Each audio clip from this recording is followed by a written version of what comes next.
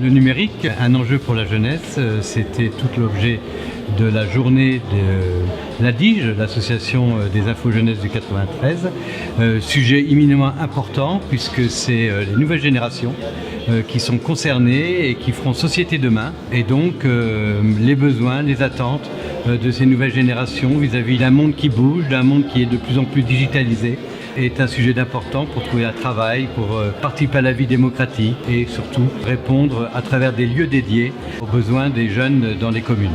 Un problème sur le tout numérique, je rebondissais sur ce que disait Guy, parce que tout le monde ne peut pas y répondre, enfin tout le monde ne peut pas y accéder. On part sur l'idée du numérique, on essaye d'imbriquer ça avec ce qu'on appelle les enjeux en fin de compte du numérique et du territoire dans les politiques jeunesse. Donc c'est compliqué, ça veut dire il y a le numérique qui bouleverse un petit peu les données, nos vies personnelles, et en même temps on l'imbrique avec les territoires. Donc les territoires, ça veut dire là où j'habite, ou peut-être là où je travaille, là où je suis professionnel, et en même temps vis-à-vis des politiques jeunesse. Donc ça nous intègre aussi par rapport à une tranche d'âge. Et le forum aussi, là aussi, magnifique, ça veut dire on voit des nouveaux concepts, des nouveaux jeux didactiques, tout ça, et ça permet des connexions, des contacts. On va essayer de le ramener aussi sur les territoires. Chacun, en fin de compte, de là où il a pris, il essaye de prendre quelque chose pour l'enrichir là où il va bosser. Je fais partie de l'association ID6 et on développe des serious games donc, pour le monde de l'éducation, donc que ça soit éducation formelle ou non formelle. Donc là on a par exemple Syrinx, tout au long du jeu on va construire un projet. Alors l'idée c'est pas seulement de faire du jeu, c'est aussi qu'il y ait des animations en présentiel dans laquelle les jeunes vont pouvoir parler et comprendre ce que c'est la notion de compétence et appliquer ça à leurs propres expériences pour pouvoir les valoriser. Les aventuriers dans leur projet se servent des démarches scientifiques pour apporter cette nouvelle façon de travailler avec l'enseignant. Donc le concept de base, c'est tu mets en relation une classe, un enseignant et un mentor. Ça peut être un ingénieur, un chercheur, un doctorant, et tu conduis un projet de type scientifique avec les élèves de tous âges, de 6 ans à 18 ans, pendant plusieurs semaines en classe, et tu deviens un vrai scientifique. On a développé une application qui s'appelle Bob Emploi et qui a pour but d'accompagner dans la recherche d'emploi.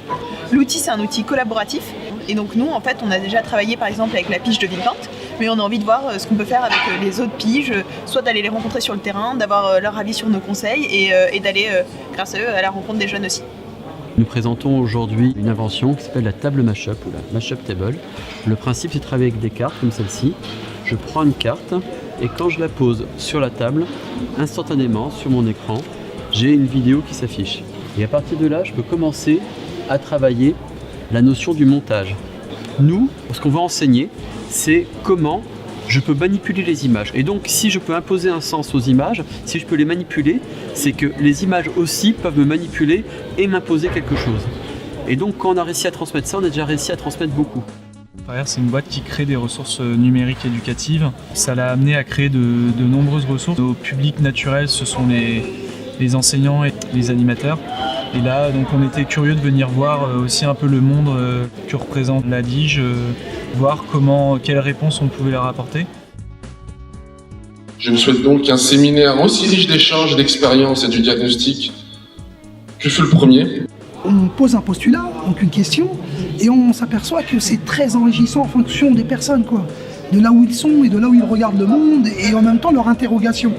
Mais mettre tout ça en commun, quelque part, ça nous ramène à autre chose. Et là, on a dépassé aussi, on a commencé à parler des grands enjeux. Et on a eu des retours très intéressants dans la salle par rapport justement à cette table ronde qui était où il y avait un parterre de gens qui connaissaient le domaine dans lequel ils intervenaient, mais aussi ceux qui étaient en face, qui étaient des professionnels et qui disaient là-dessus, il y a ça à rajouter, là-dessus, je pense que c'est comme ça, etc. Donc c'était très intéressant cette... voilà. Et bien sûr, qui dit répondre aux besoins et aux attentes des jeunes dans la commune, pose la question de l'accompagnement.